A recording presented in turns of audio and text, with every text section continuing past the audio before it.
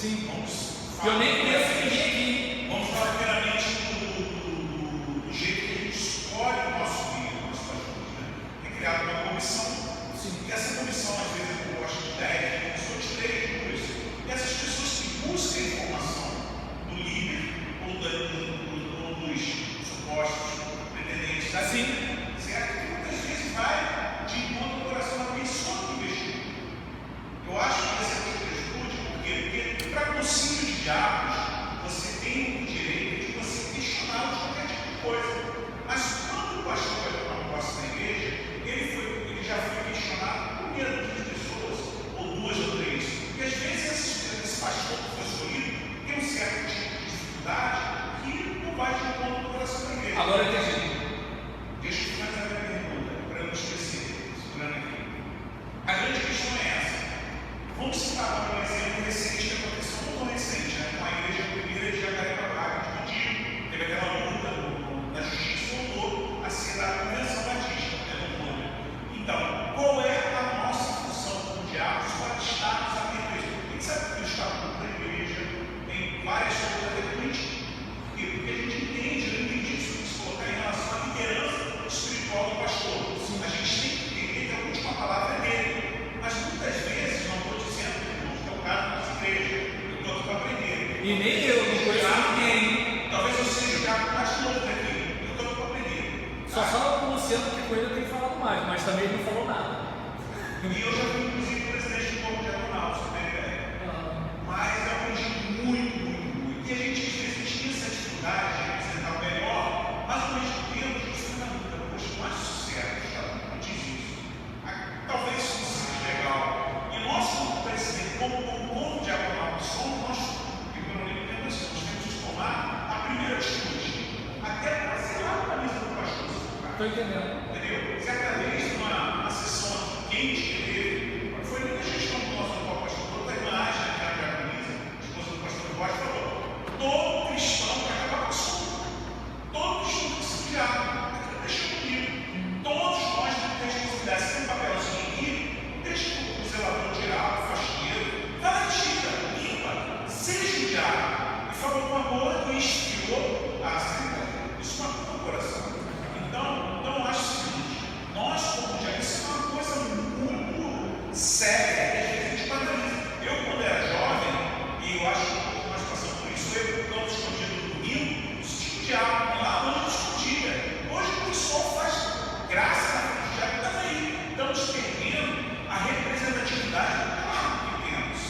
Então, isso pelo menos eu me incomoda. Então, minha palavra é no sentido da gente ficar sempre alerta, atento a essas coisas que acontecem dentro de liderança, de juventude, como você falou anteriormente. É difícil o jovem chamar um diácono para participar do evento. Eu tenho lembrança de diácono bravo, era um diácono que já passava de beijar. Entendeu? Mas olha, só falta de 2. Entendeu? Hoje em dia a gente não vê mais isso. Eu tento sempre colocar uma situação dessa. Eu vejo muita dificuldade para mim, não sei para os irmãos. Então a pergunta é essa: é o que a gente pode fazer para estar atento a esse tipo de coisa, para não cair no descaso do pastor, levar a igreja, durante o salário da igreja, dizer: não, não estou falando da Bíblia, estou aprendendo, tá? Nem eu, não conheço ninguém aqui. Então essa Só o Luciano. estou falando nesse sentido. Eu já vi pastor lá, eu já vi pastor que tapa no rosto, eu já vi irmãos virar banco da igreja, ele batista, claro. Eu era meu secretário, eu não tenho com a igreja, hoje eu sei que tem uma Deus, tá? Mas são coisas que eu quero para eles, que já tem.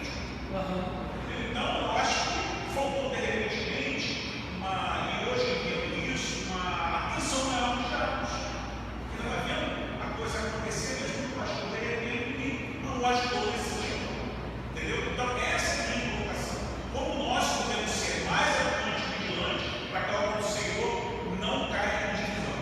Então, em relação aos 2 elementos, né, quanto à questão do que deve ser feito, né, e em relação àquilo que você falou daquele grupo menor, né, na hora de trazer o nome de um candidato. Então, eu entendo que assim, 6 pessoas de uma comissão não podem ter o peso de uma comunidade. Ou seja, essas 6 pessoas, elas podem sim verificar, avaliar, ir lá na igreja da pessoa, no trabalho da pessoa, na rua da pessoa, no pastor da pessoa, porque não tem como a comunidade toda aí. Mas a comunidade precisa ter uma aproximação maior do obreiro.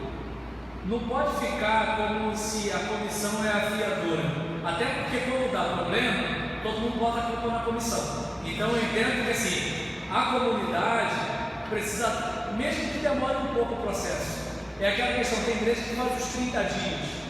Vamos ver como é que é o pastor. Primeiro domingo, segundo domingo, terceiro domingo, quarto domingo, quarta-feira, quinta-feira, domingo de manhã, domingo à noite. Ou seja, vamos ver como é que essa pessoa, quando o time dele perde, quando o time dele ganha. Então, ou seja, como é que ele lida com o velho, como é que ele lida com criança, como é que ele lida com o irmão rabugento, como é que ele lida com o irmão legal. Ou seja, como é que ele lida com o sexo oposto, como é que ele lida com o mesmo sexo, né? Que agora tem que pensar no dono lá também. Então, aí nesse caso, por exemplo, vamos ficar. Por quê? São vários olhares, e não aquela comissão que de repente não curtiu muito um e curtiu demais o outro. É a comunidade, esse ponto. Mas existe fato, não tem como ser. Entendeu? Eu já participei de comissão também de sucessão, que é óbvio que a gente vai ter que nacional para o ano. Isso. Agora, a questão está de repente de 30 dias, deveria ser 90. Exatamente. Para conviver mais. A gente está decidindo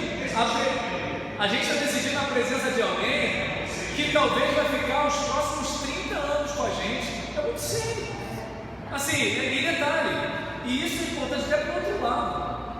Porque eu lembro que eu participei de uma sucessão, que eu estou na entrevista com a comissão, e eu não sei o que eu estava com a cabeça, né? Que o irmão me perguntou sobre organizações, e aí eu falei, mas Deus sabe que eu não falei por mal. Eu falei, olha só, as organizações, elas, enquanto elas forem muitas, tudo bem, porque as organizações não estão na Bíblia. Corta para o irmão. O irmão quase que ele entendeu que eu estava dizendo que era para acabar com as organizações, e não foi isso que eu falei. Aí ele reagiu. Aí, e sabe quando você está numa sucessão, que tu está com aquele clima assim de já ganhou? Era essa igreja. E preguei domingo de manhã, preguei domingo à noite, Ageu, né? Tive até que estudar para pregar, Ageu não é bom não. Aí nisso, preguei. De noite, todo mundo me cumprimentando, me abraçando, me chamando de meu pastor e tal. E o presidente de exercício falou que eu estava declinando. E eu não cheguei a contar para eles, mas eu pensei comigo, eu nem sou pastor desse cara. Ele já está crescendo desse jeito comigo. E todo mundo quer ver ele agindo desse jeito. Irmãos, talvez eu tenha tomado a decisão errada. Mas eu olhei para aquilo, eu falei, não. Como é que alguém vai aprender algo de quem não respeita? Se o indivíduo não me respeita, ele vai me ouvir. E se ele não vai me ouvir, eu estou aqui para quê? Primeiro ponto, né? A questão da comissão. A parte do que fazer, eu entendo que o diácono tem que fazer o que é certo. Eu amo o meu pastor, mas se o meu pastor está errado, ele está errado. Ponto. Agora o problema é o seguinte: ele está errado, ou ele pisou no pé do meu pudim de leite. Esse é o caso. Porque tem gente que pega pinima com você, não porque você está errado, mas porque você de alguma forma prejudicou alguém no contexto dela, ou você não atendeu o interesse dela. Mas não a partir do princípio do crente ideal. Meu pastor está errado. É simples. Pastor, o FGTN era para quando o senhor deixasse o ministério. Quer usar o FGTN? Pega o caminho correto. Chega na liderança, comunica, e se por exemplo, precisar de ir para uma outra instância, vai para outra instância. Se o motivo de pegar o FGTS é um motivo plausível, o senhor não vai ter vergonha de falar para a Assembleia. De repente, na hora que você falar o motivo, a Assembleia talvez até lhe deu o dinheiro e precisa tirar do FGTN. Agora, não nos obrigue a não te dar o FGTN na mão, porque a gente não confia no senhor. pastor. E a gente tem que depositar, porque o Senhor não administra a sua própria vida. Claro, não estou dizendo que é para falar isso, só estou dizendo que é o seguinte: está errado. Ah, mas a FGTM é meu. Para quando o pastor deixar o ministério e ficar desamparado e dizer que a igreja não lhe deu suporte. Ponto. Outra situação, né? Digamos assim, o pastor bate na esposa. Não estou dizendo que o pastor bate na esposa, não é hipótese. O pastor bate na esposa. Poxa, a polícia vai tomar uma decisão antes da igreja? Então, adoro o pastor, mas é o seguinte: pastor, o mínimo que a gente pode fazer ou a gente assim, chega lá, leva o seu nome, sei lá qual vai ser a medida, uma questão de disciplina, ninguém vai desligar o pastor, ninguém vai fazer nada, mas é o seguinte: a gente não pode compactuar com violência doméstica.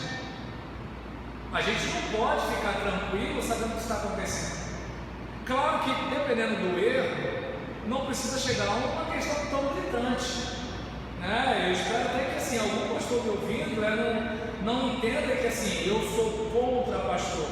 A sua pergunta é como é que a gente faz para a coisa não descambar. É aquele caso, nós temos uma declaração doutrinária. Se o pastor vai pregar fora do que diz a declaração doutrinária, que ele diga isso para a igreja. E a igreja decide se vai acolher um pastor que discorda da declaração doutrinária. É como, por exemplo, a declaração doutrinária diz, né, que nossa salvação está assegurada. O pastor entende que a nossa salvação não está assegurada e a gente perde. Seja honesto e diga para nós. E a gente decide se vai querer ser pastoreado por um pastor que não crê na segurança da salvação. Porque a igreja é soberana para escolher, mas que o pastor seja honesto.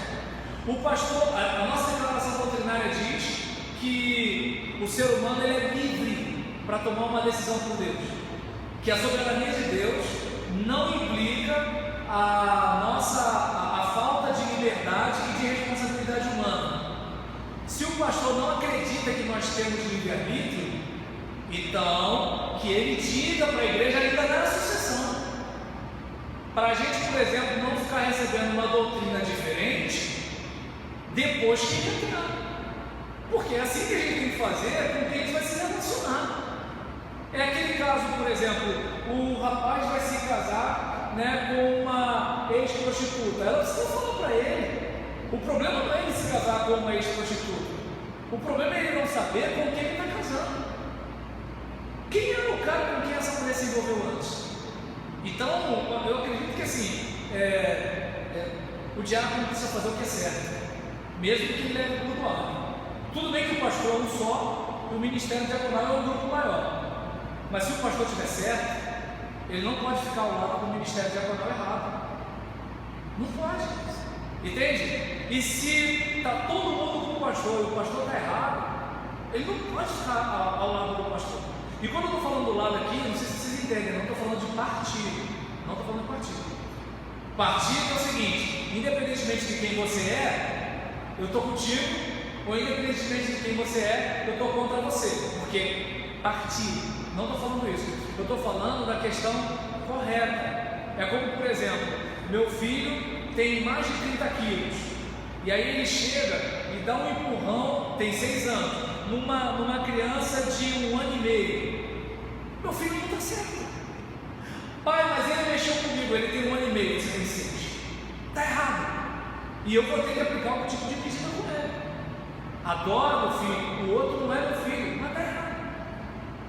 E eu não estou dizendo aqui que a gente não vai ter misericórdia, que a gente não vai ter perdão, não estou dizendo isso. Eu estou dizendo que certo é certo, errado é errado. É isso que eu estou dizendo, é meio que assim: poxa, tudo bem, seu marido lhe traiu, você pode perdoá-lo, mas agora, olha, a regra do jogo a partir de hoje vai ser essa. Ah, mas você não voltou comigo, peraí, você ainda quer que eu continue sendo aquela mesma pessoa? Eu estou me tratando ainda, dê graças a Deus, porque eu estou aceitando viver com você. Então, ou seja, misericórdia, compaixão, não quer dizer que você bate palma para coisa errada. Porque errado é errado. que é certo, é certo. Melhor seria que nós fizéssemos como um Judá, quando ele foi para matar Tamar, né? Ela é mais justa do que eu. Então eu acredito que assim, no meu posicionamento, o que o diabo não deve fazer? Deve fazer o que é certo. Talvez ele não seja bem compreendido. Talvez, ele é o dono da igreja, então me mostra onde eu estou errado. E se a pessoa começar a gaguejar e começar a cavar os seus defeitos, em vez de mostrar onde a sua ação está errada, está muito claro que ela sabe que você não está errado, né? Porque ela está querendo cavar alguma coisa na sua pessoa, porque ela vê que no assunto ela não consegue. Então eu entendo isso, sabe assim, o certo é o certo, né? A gente tem que fazer isso com a gente, com os outros, com a nossa família, né? Aquele caso, poxa, minha esposa caluniou o meu pastor, minha esposa está errada. Eu não vou apoiar a minha esposa. Você tem que proteger a sua esposa. Ela está errada. O que eu posso fazer é falar o seguinte: você vai pedir desculpa ao pastor quando? Você vai voltar aos irmãos para quem você falou dele, para desmentir o que você falou quando? Então, eu entendo que assim, nós estamos falando de modo ideal. Na prática, a nossa afetividade afeta o nosso juízo. Mas o ideal, eu entendo que deveria ser esse caminho. E assim, se é mesmo que a gente não consiga ser tão correto, mas pelo menos a gente precisa se esforçar, porque não tem como esconder, né, uma cidade edificada sobre um monte. Está todo mundo olhando para a gente. O pessoal da rua sabe tudo o que acontece nas nossas assembleias, até porque um irmão da assembleia contou para alguém lá fora. Entendeu? Respondi agora, senão eu falo mais meia hora. Tô brincando, irmão Luciano, tô brincando, senão ele não me chama mais.